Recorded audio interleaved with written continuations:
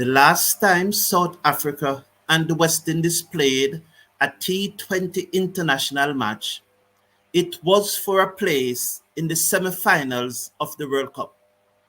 South Africa won that nail-biting match in St. Lucia and went on to beat Afghanistan in the semi-final at the same venue that this match will be played tomorrow. It will be played at the Brian Lara Cricket Academy. In fact, the ICC have rated the pitch on that day as unsatisfactory.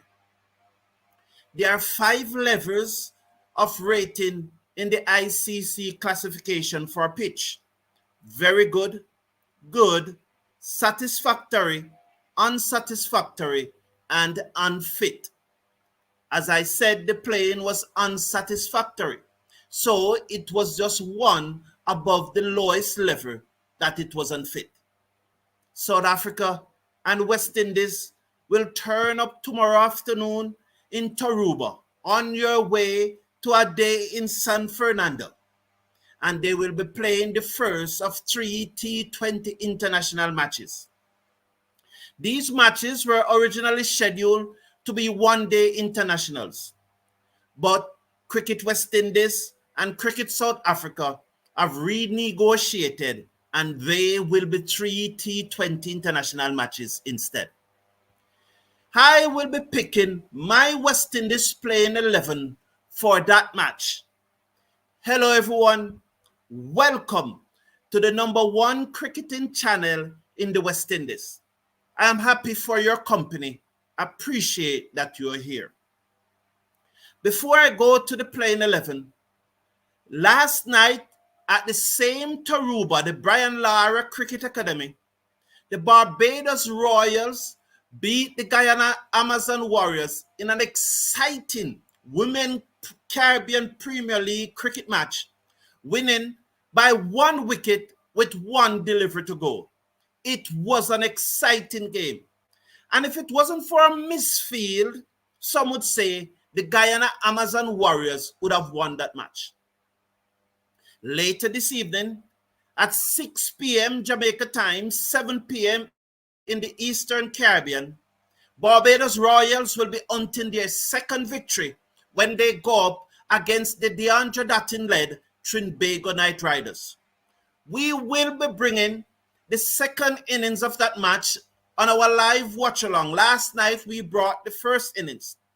We realize now that it is better to bring the second innings as we bring the match to a conclusion. Now, on the screen there is the West Indies squad that was named for this series. I would have gone through the squad in detail sometime last week, or I think earlier this week, and I would have made my assessment and would have gotten your feedback. I thank you very much for doing so. Please remember though to slash a like on the video and click on the subscribe button and share the feed. Now, it's now time to pick my playing 11.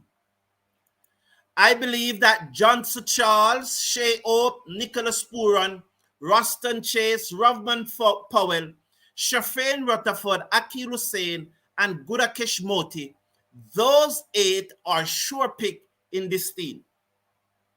Some would question Johnson Charles starting in this team. However, his fans were quick to point out to me that he is the second highest ranked West Indies batsman on the ICC table. They have also pointed out that he have done well against South Africa in the past, especially when it is not a World Cup match. However, his critics will say that by the time the next World Cup comes around, he will be closer to 40 than 35, and we should be blooding youngsters.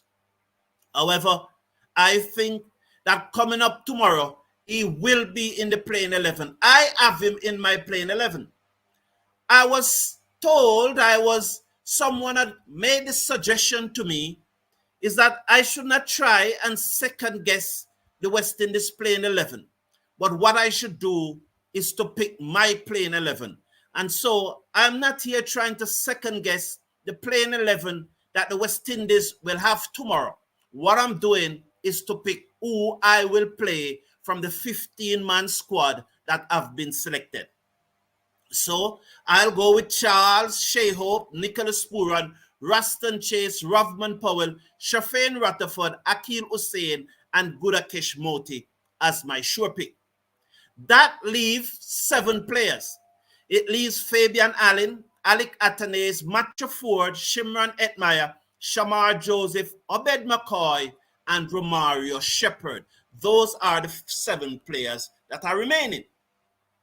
Now, when it comes to Fabian Allen, I already have 2 slow left-arm orthodox spinner in my playing 11, and I'm not going to play a third.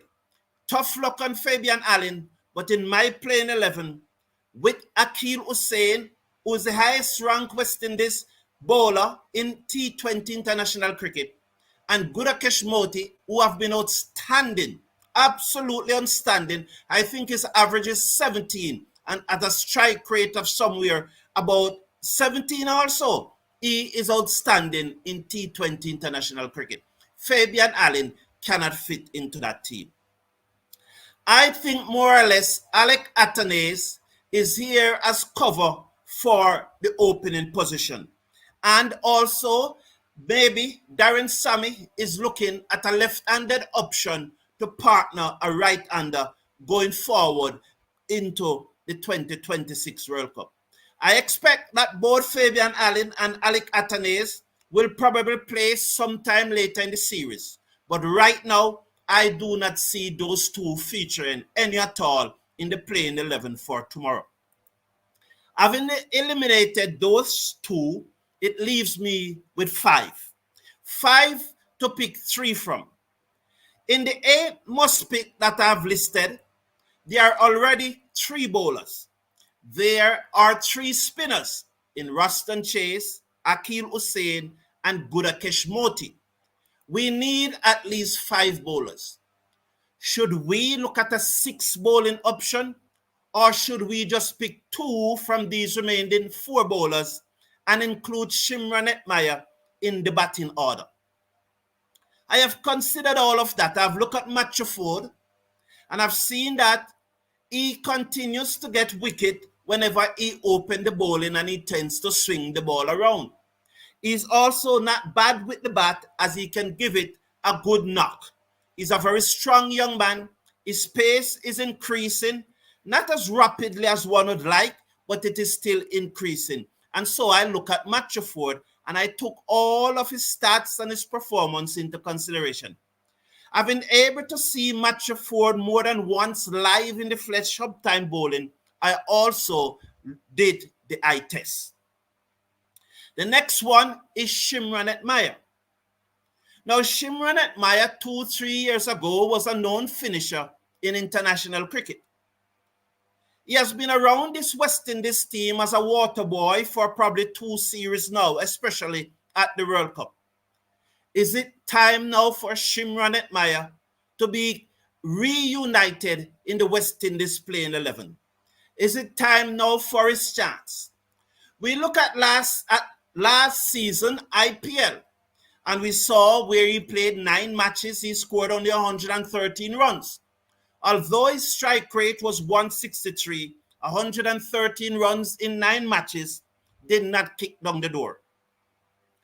At the recently concluded Major League Cricket, where he played 2 matches, his strike rate was a little better, but yet still again, it was not nothing to write home about.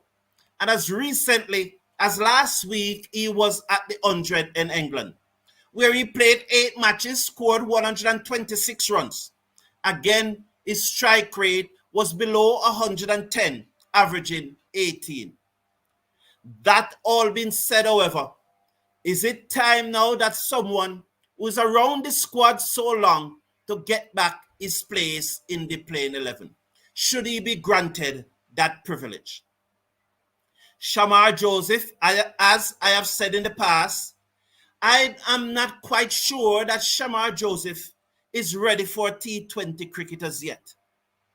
I I'm really eager to look forward to what he will be doing in this year's CPL. Pace, but we have seen against England that pace was down. Is Shamar Joseph back to full fitness?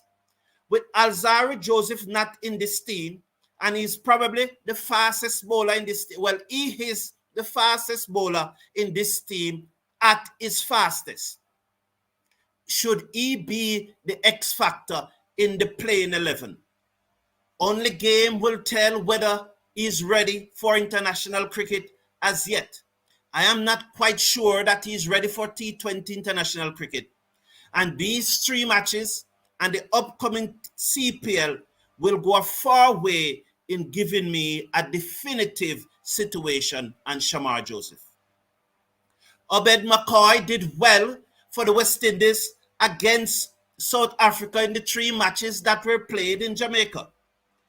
On that fateful Sunday night in St. Lucia, Obed McCoy bowled the final over against South Africa. He needed to defend 5 runs. He floated up the very first delivery into the slot and was hit for 6.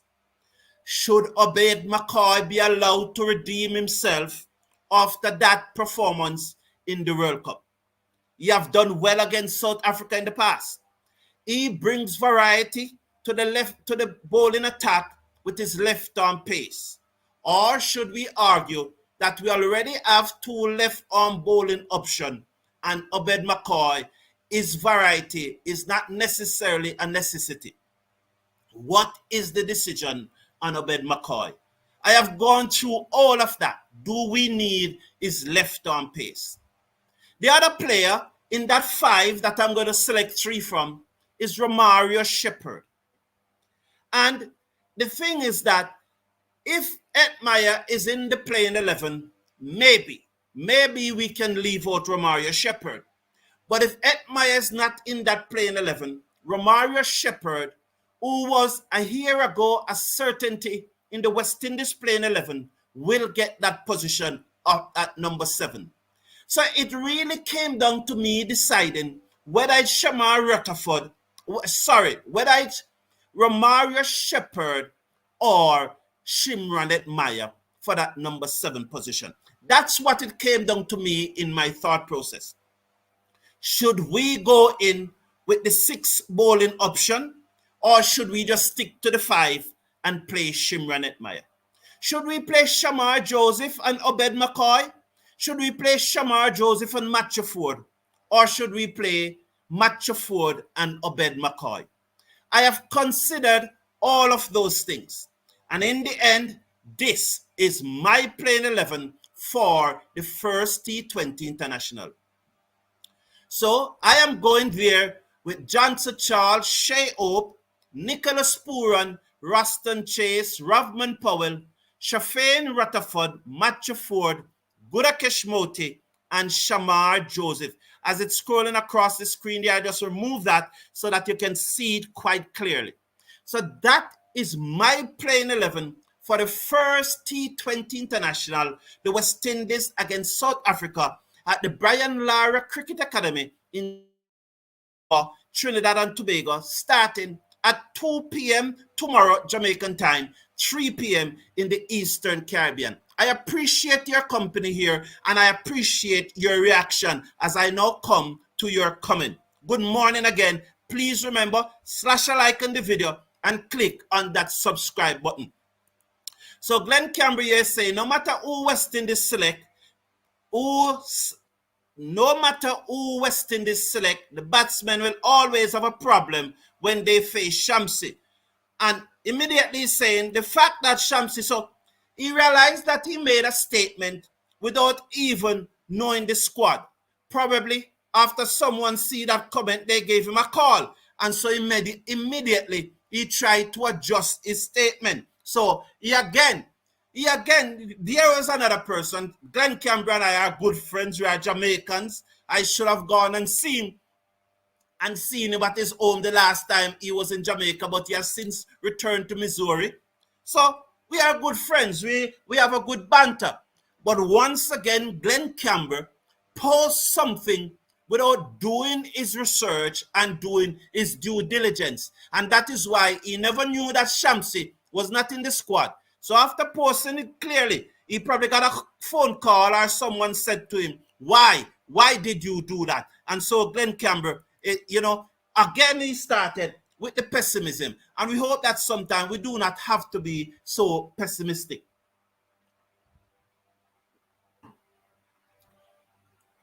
Good morning, Donald Popper. Good morning. West Indies will be victorious in the series. Rally round the West Indies.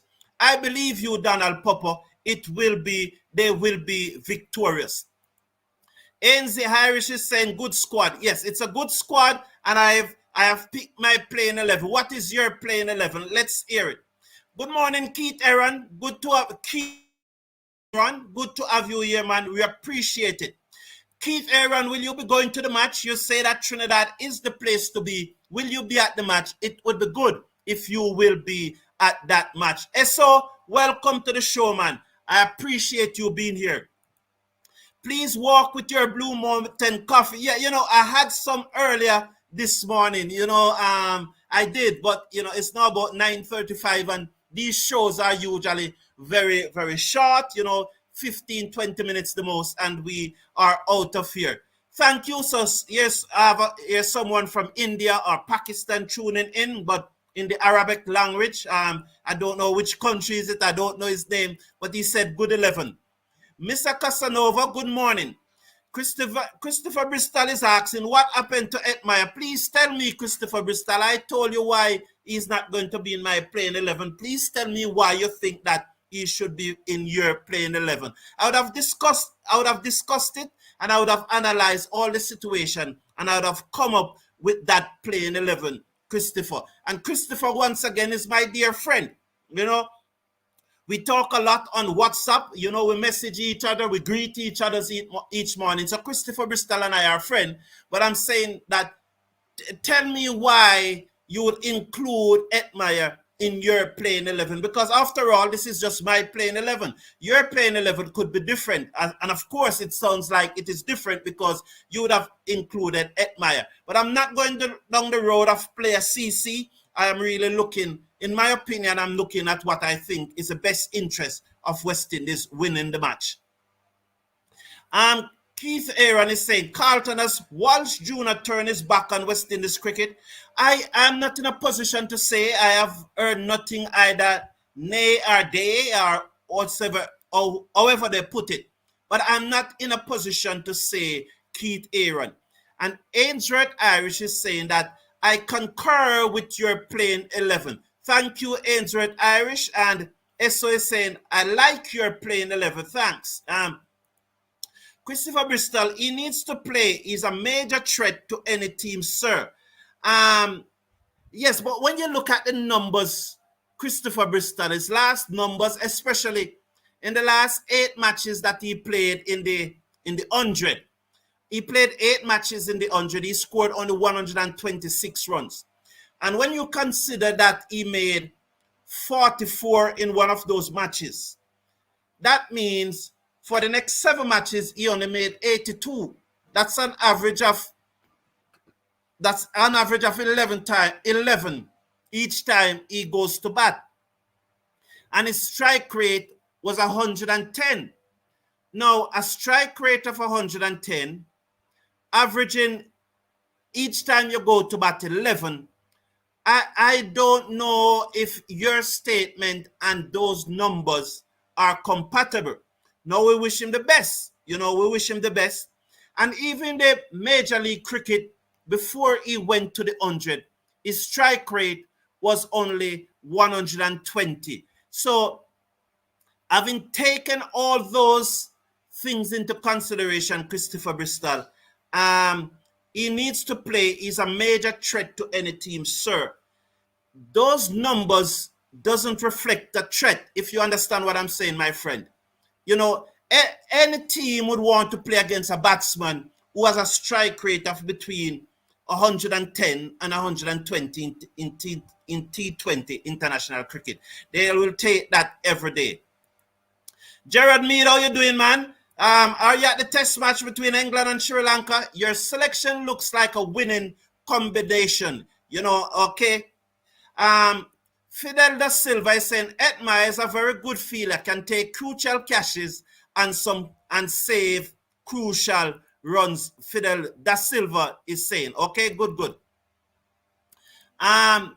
Christopher is saying that drop Rutherford, play Etty. He needs to play. Etty is always good, and he will be a legend in the future. Okay. Alden Lewis is saying, I would rest Motie since we have Hosein and Chase, then give Etty a chance to strengthen the batting. Okay, all right. So clearly, Hetmyer have a lot of fans here. There's a lot of fans on the player CC. So good that there are some players. Johnson Charles and Obed should not be on the team. All right, but I have them in my playing 11. I have Johnson Charles in my playing 11. I do not have Obed McCoy in my playing 11. Charles Taylor is saying, good morning, sir. If West Indies is looking forward to 2026, I think we should start grooming Kadeem Allen for the opening spot. I would prefer Mayers instead of Charles. I like your playing 11 though. And the mention of Kadeem Allen is one that I'm hearing more and more and more.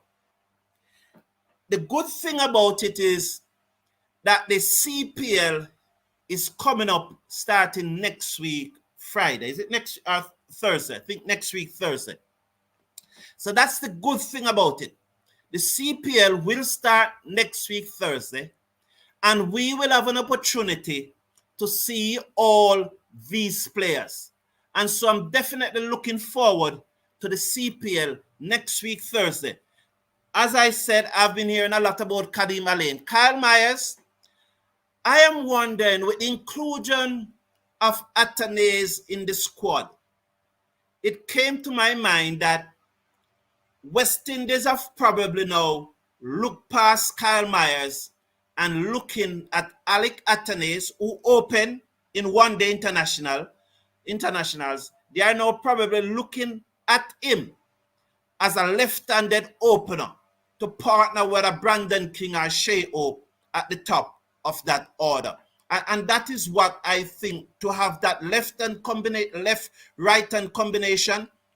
And so they are looking at past Kyle Myers right now. Those are my views, Charles Taylor. This will be a good series for some of us to be able to evaluate some of our players. Hetmyer must take this series very seriously. It might be one of his final chance to redeem himself. Wilson's Mans is saying, so, we had the discussion the other day. I think Wesley McPherson and some persons and I think Wesley McPherson is making the same mistake that a number of persons are making. And he made a comment that Hetmyer doesn't need West Indies cricket.